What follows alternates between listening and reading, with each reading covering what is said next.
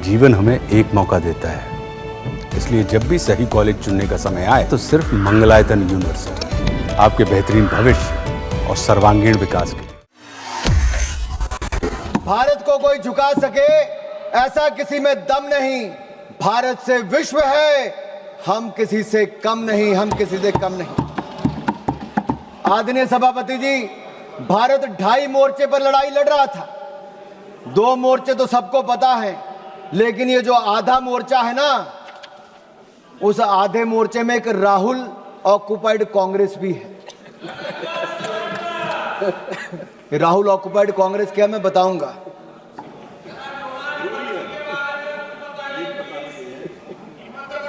आप पिछले 2.5 महीनों में सोशल मीडिया में देखिए, बड़े संयोजित तरीके से राहुल ऑक्युपाइड कांग्रेस ने भारतीय सेना, भारत के प्रधानमंत्री के खिलाफ घृणा से भरे अपमानजनक कार्टून बनाए। इसी कांग्रेस पार्टी ने, राहुल ऑक्युपाइड कांग्रेस ने आर्मी चीफ को सड़क का गुंडा कहने का काम किया।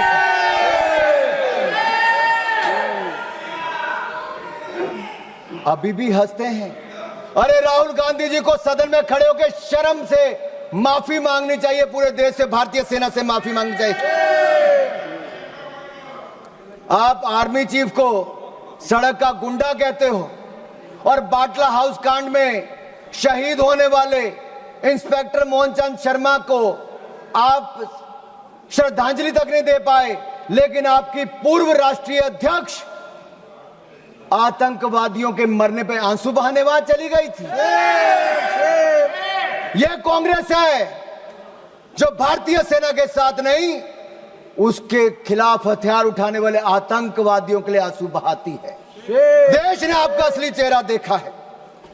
इससे बड़ा पाप और क्या हो सकता है कि आपने भारत को अपमानित और पराजित करने वाले राष्ट्र साबित करने में कोई कसर नहीं छोड़ी। आपने देश की जनता का मनोबल तोड़ने का कार्य किया, कोई कोर कसर आपने बाकी नहीं छोड़ी। और सुनिए मणिकम टैगोर जी, इतिहास नरेंद्र मोदी जी को उनके धैर्य और धीरता के लिए याद रखेगा, और राहुल ऑक्युपाइड कांग्रेस को उनके धोखे और धूर्तता के लिए धिक्कारेगा, धोखे और धूर्तता के लिए धिक्कारेगा। और मैं आपको बताऊं, जिस नेता की आप अपने की बात करते हैं, 2 बार देश की जनता ने लीडर ऑफ ऑपोजिशन बनने के लायक भी नहीं दिया।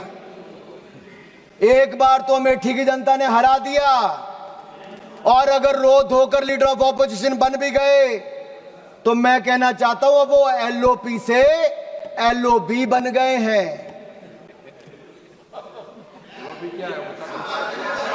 किरण जी पूछ रहे एलओबी का ही है भाई, पार्लियामेंट्री अफेयर मिनिस्टर को तो मुझे बताना पड़ेगा। एलओपी लीडर ऑफ ऑपोजिशन से एलओबी लीडर अपोजिंग भारत बन गए हैं। उनके एजेंडे पे केवल भारत का विरोध है, भारतीय सेना का विरोध है, और भारत के प्रधानमंत्री का विरोध करना ही लिखा है। इसलिए आज से उनको एलओबी कहना शुरू करना पड़ेगा। और मैं एक बात जरूर कहूं, पता नहीं वो कांग्रेस के पोस्टर बॉय बन पाए ना बन पाए, लेकिन पाकिस्तान के प्रोपेगेंडा के पोस्टर बॉय राहुल गांधी बन गए हैं।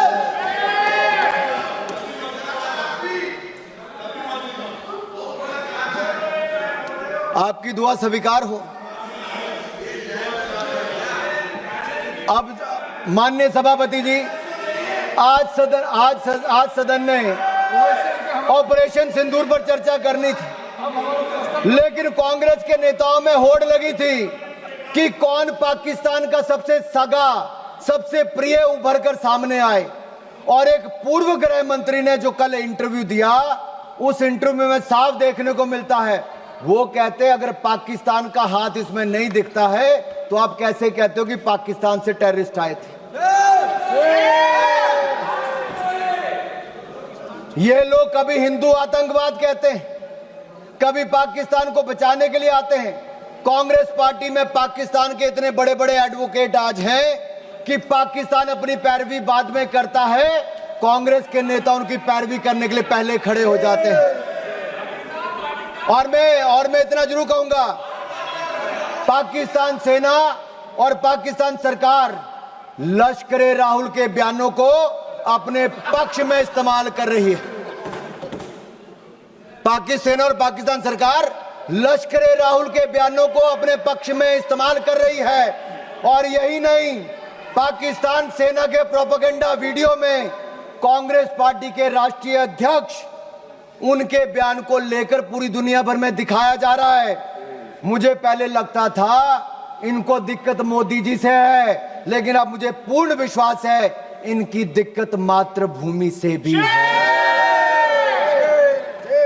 और कहने को तो आईएनसी है, लेकिन आईएनसी अब इनके बयानों और इनके तरीकों से यही लगता है ये अब कहीं इस्लामाबाद नेशनल कांग्रेस बन गई है। क्योंकि पाकिस्तान द्वारा फैलाए गए झूठे नैरेटिव और आड़ के पीछे आप रुक रहे हैं। कांग्रेस आइडिया ऑफ डिप्लोमेसी यही रहा, माननीय सभापति जी। और मैं जो कह रहा हूं मैं उसको ऑथेंटिकेट करने के लिए तैयार हूं। कांग्रेस आइडिया ऑफ डिप्लोमेसी क्या था? इनका केवल डोजियर तैयार करने का था, डिनर खिलाने का था, डिसीजन करने का नहीं था। नहीं तो 26/11 के हमले के बाद ये लोग 26/11 के हमले के बाद ये शायद कुछ कार्रवाई करते, उन्होंने कुछ नहीं किया। ये पाकिस्तान को उनकी भाषा में जवाब देते, लेकिन नहीं दिया। राहुल गांधी जी क्या करते रहे, मैं आपसे पूछना चाहता हूं। मैं पूछता हूं आपसे, पूरे ऑपरेशन सिंदूर में श्रीमान राहुल गांधी जी का सबसे ज्यादा रुचि ये जानने में थी कि भारत के कितने विमान मार गिराए।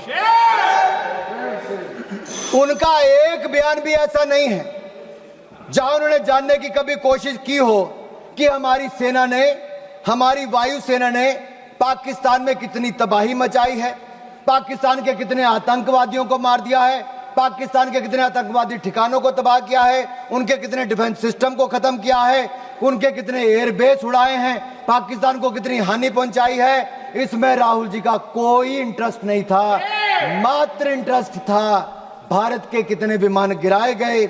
आखिरी ये जानकारी वो किससे साझा करना चाहते थे?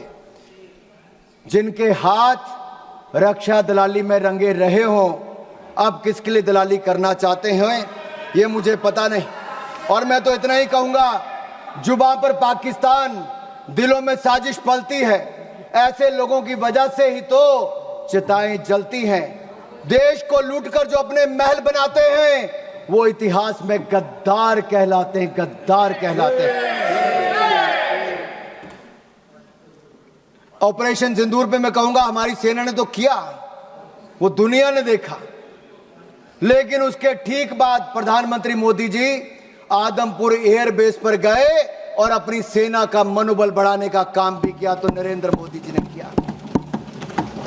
फेक प्रोपेगेंडा चलाया जा रहा था कि आदमपुर एयरबेस खत्म कर दिया। अगर खत्म हो गया तो प्रधानमंत्री कैसे उतरते? S-400 पीछे खड़ी दिखती थी, आपकी आंखों में आपके चश्मे नहीं दिख रही होगी, दुनिया ने देखा है।